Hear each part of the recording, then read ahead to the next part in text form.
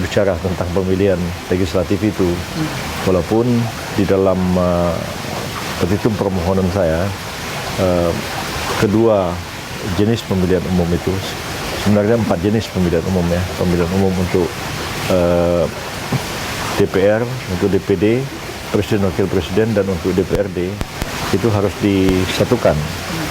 Nah, dalam permohonan Pak Effendi Ghazali itu memang tidak secara tegas dinyatakan beliau mohon seperti itu.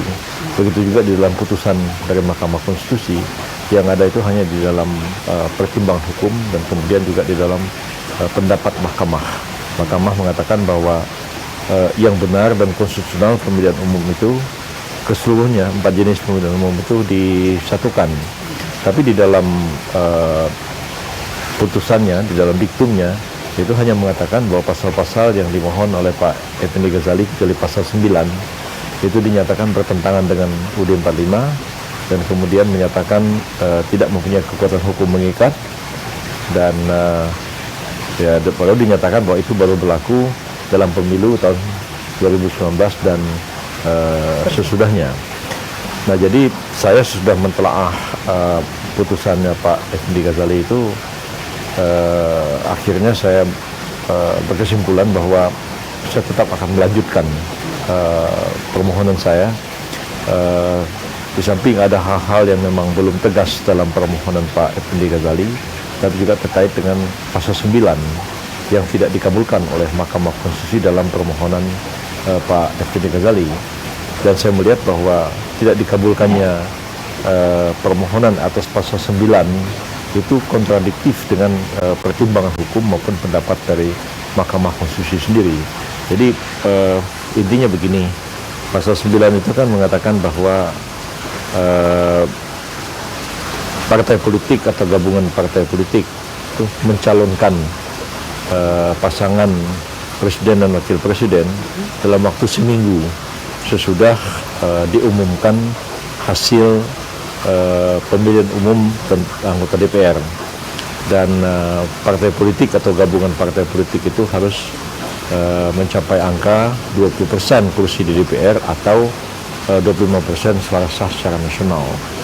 Nah, itu tidak dikabulkan oleh MK, dikatakan bahwa itu diserahkan kepada DPR dan kepada Presiden sebagai pembentuk undang-undang.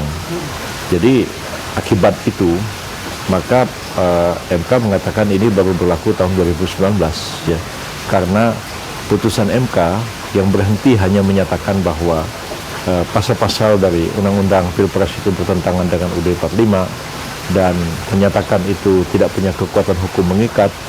Kalau sampai di situ saja itu terjadi kevakuman hukum. Setelah pasal-pasal itu dibatalkan, kan nggak ada pengaturan.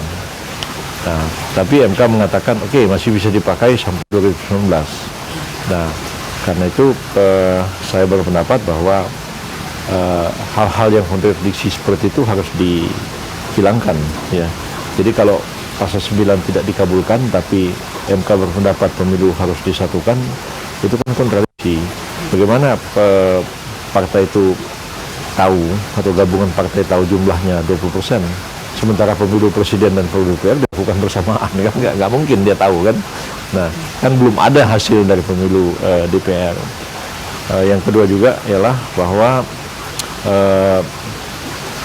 dengan permohonan Pak Effendi itu terjadi kevakuman hukum kan, yang saya katakan tadi.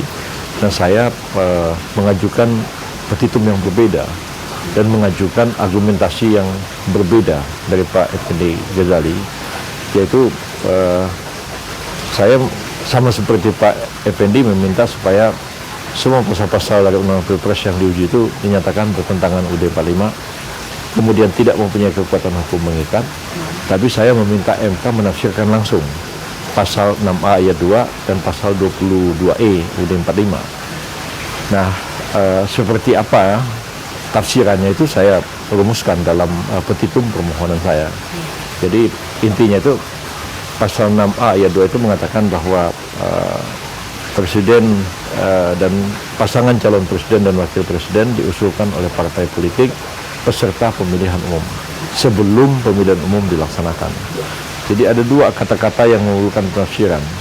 partai politik peserta pemilihan umum dan kata-kata sebelum pemilihan umum dilaksanakan.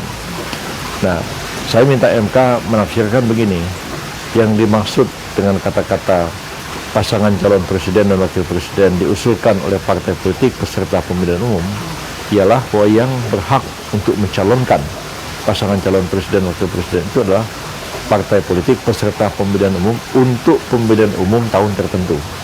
Ya, jadi kalau sekarang ini 2014, ya kan, akan ada pemilihan umum, maka yang berhak mengajukan pasangan calon presiden dan wakil presiden itu ialah 12 partai yang sudah ditetapkan oleh KPU sebagai partai politik peserta pemilihan umum. Sebab di negara kita ini ada lebih 50 partai politik yang terdaftar di Kementerian Hukum dan HAM. Tapi kan tidak semua partai itu berhak ikut pemilu atau dinyatakan sebagai peserta pemilu. Untuk jadi peserta pemilu kan dia harus daftar dulu. Sudah daftar, kemudian dia diverifikasi administrasi dan faktual, lalu diputuskan mana partai politik yang berhak sebagai peserta pemilu, mana yang tidak. Dan KPU sudah memutuskan hanya ada 12. Jadi 12 itu aja yang bisa mencalonkan. Nah, lalu kata-katanya sebelum pemilihan umum dilaksanakan. Pemilihan umum yang mana? Nah, pasal 22E itu mengatakan pemilihan umum itu ada 4 jenis.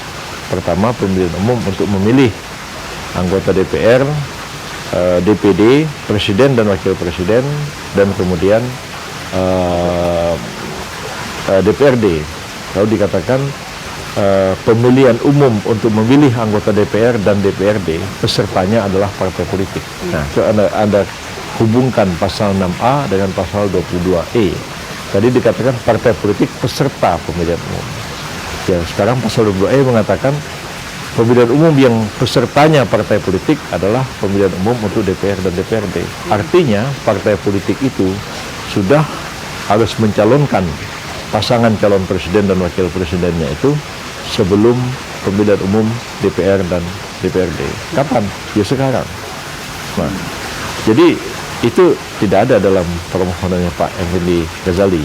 Jadi saya ingin menunjukkan bahwa permohonan saya beda. Dan ada rasionalitas dan ada argumentasi hukum saya dalam mengajukan permohonan saya itu. Dan kalau Mahkamah Konstitusi terima penafsiran itu, maka itu bisa diterapkan tahun 2014 sekarang ini. Begitu juga saya minta MK menafsirkan pasal 22E ayat 1, 2, 3 yang mengatakan bahwa pemilihan umum itu dilaksanakan secara jurdil, luber jurdil sekali dalam 5 tahun. Apakah yang dimaksud dengan sekali dalam 5 tahun? Nah, jadi sekali dalam 5 tahun adalah bahwa pemilihan umum yang 4 jenis itu dilaksanakan serentak pada hari yang sama. Kalau itu ditafsirkan oleh MK, nggak perlu undang-undang. Besok tahun 2014 ini sudah bisa dilaksanakan. Ya, sekarang ini MK memutus sesuatu di luar konstitusi. Dia menggunakan pertimbangan-pertimbangan ketidaksiapan KPU. Jadi MK kan mengatakan tahapan pemilu sudah berjalan, nanti akan mengganggu tahapan itu. Jadi seolah-olah MK mengatakan KPU tidak siap. Nah, sementara dalam permohonan saya itu saya lampirkan bukti-bukti statement dari KPU bahwa KPU mengatakan siap melaksanakan apapun putusan MK. Nah, jadi kan MK ini gimana? Emang MK ini KPU. Nah, MK kan bukan KPU, mereka hakim. Mereka putuskan. Nah, kalau mereka mau fair, ya, sebelum memutuskan itu diundang KPU. KPU dipanggil, didengar keterangannya. Ini ada permohonan begini. Ya. Kalau ini permohonan kami putuskan sekarang, Anda sebagai KPU siap nggak? Kalau KPU bilang siap, nah sekarang MK-nya bilang KPU tidak siap, KPU bilang kami siap. Jadi kan keputusan ngada-ngada gitu. Nah, karena itu ada cukup alasan bagi saya untuk meneruskan permohonan ini dan mudah-mudahan dikabulkan oleh Mahkamah Konstitusi.